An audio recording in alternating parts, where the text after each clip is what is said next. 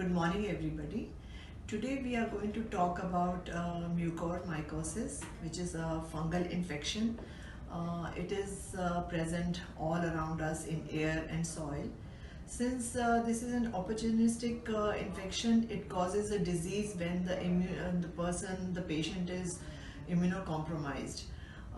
As you all know, even COVID-19 infection was affecting the immune system a lot. That's why this fungus is so much in talk right now, because people suffering from COVID-19, either during the second week of the infection or 1 or 2 weeks later after the patient has recovered from COVID-19,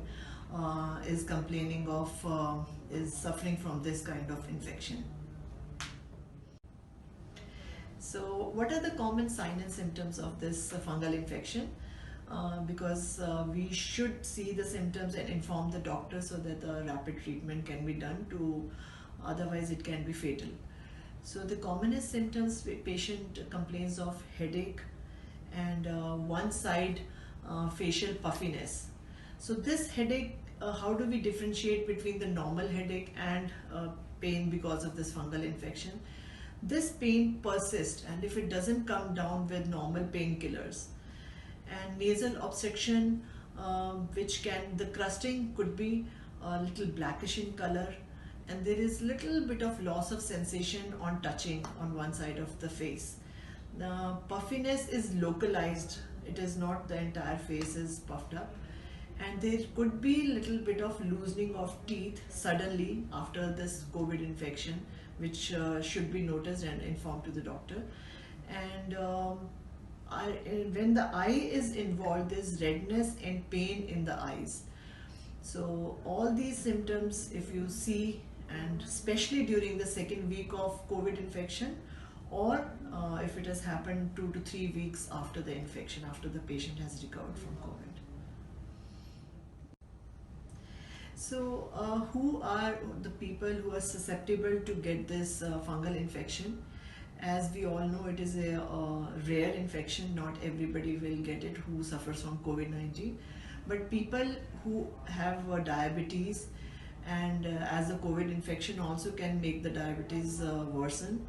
And these people, when they are hospitalized and put on high doses of steroid for many days, and a lot of antibiotics have been given to them for the disease, these are the people who are more prone to get this kind of fungal infection, since this is an opportunistic infection. When the immune system is compromised, the fungus takes an upper hand.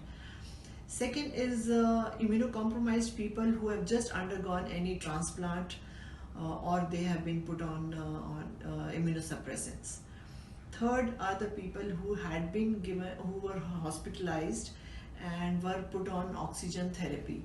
So maybe the conditions were not very hygienic, and these people are prone to get this fungal infection.